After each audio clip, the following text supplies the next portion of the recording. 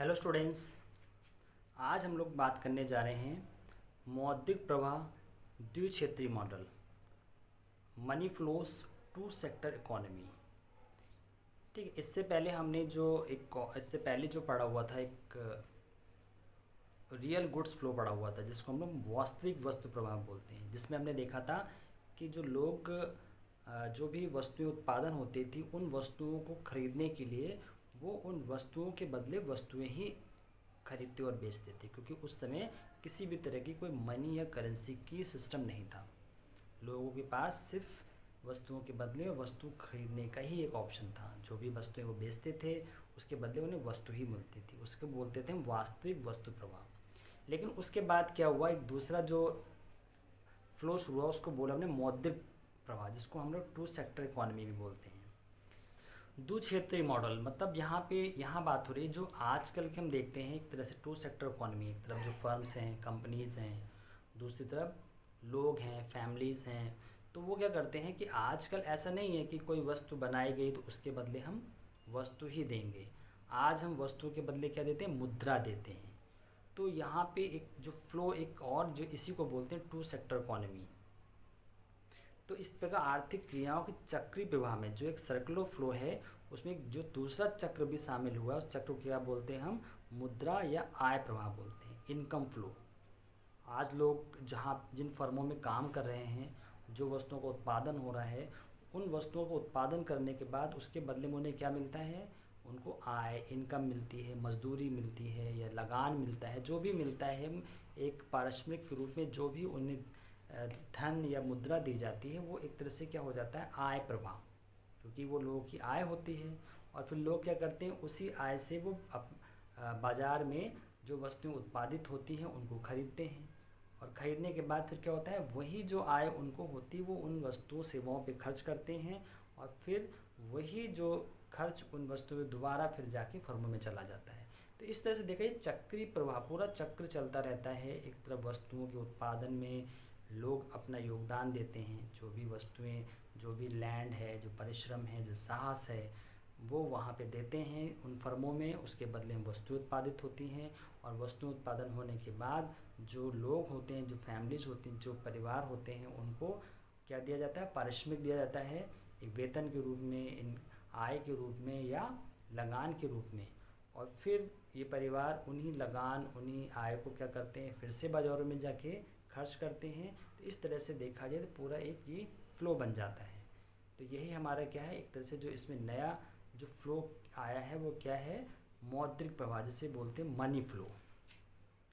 तो इसमें हम इसको आप एक ये चार्ट, इसको आप एक चार्ट के द्वारा भी देख सकते हो, जिसमें हमने एक तरफ परिवार दिखाया है, दूसरी तरफ फर्में दिखाई हैं। तो हम देख रहे हैं इसमें जो परिवार हैं वो फर्मों को क्या देते हैं, उत्पादन के साधनों की सेवाएं, जैसे भूमि, पूंजी व साहस। ठीक है। और जो फर्में होती हैं वो क्या देती हैं, साधनों के लिए किए गए भुगतान, जैसे लगान, मजदूरी व लाभ।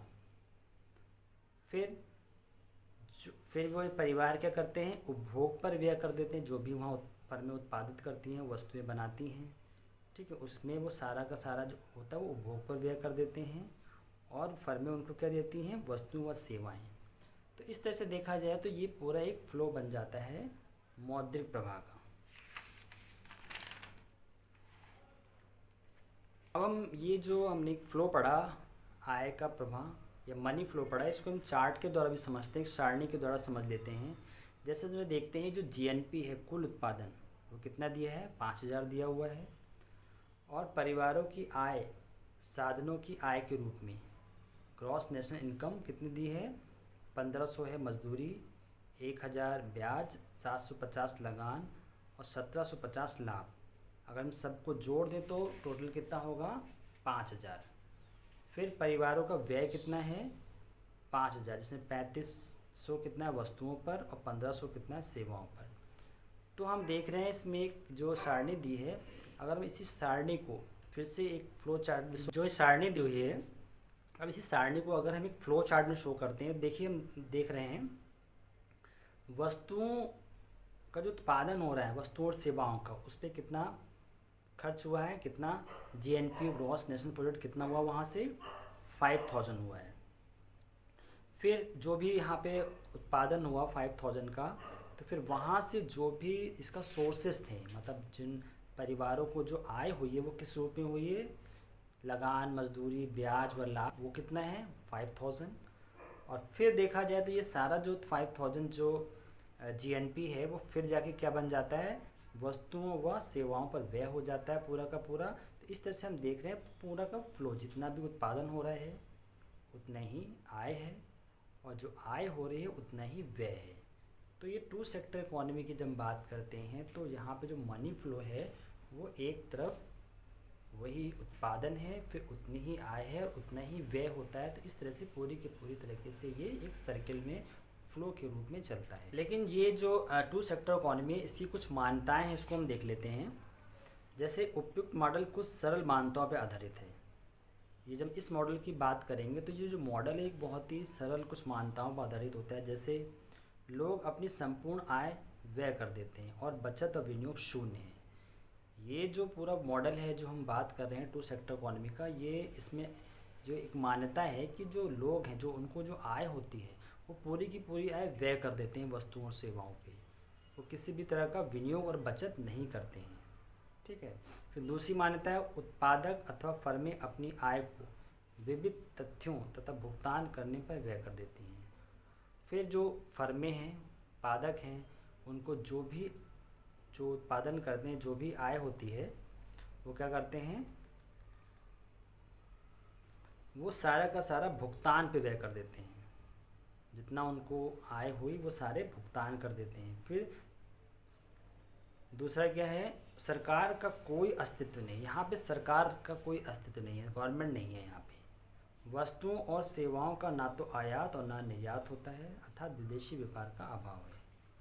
तो इस तरह देखा जाए ये चार मान्यताएं जो बहुत ही सरल हैं जो टू सेक्टर इकोनॉमी की बात करते हैं, लेकिन एक रियलिटी में देखा जाए तो ऐसा कोई सेक्टर है नहीं।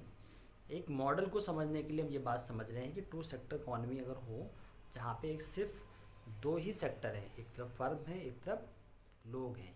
फर्म उत्पादन कर रही है और लोग उसका प्रयोग कर रहे हैं, तो किस तरह से इनकम का फ्लो होता है उसके लिए जो मान्यताएं बता दी गई हैं वो मान्यताओं के आधार पर ही ये टू सेक्टर इकोनॉमी काम करती है।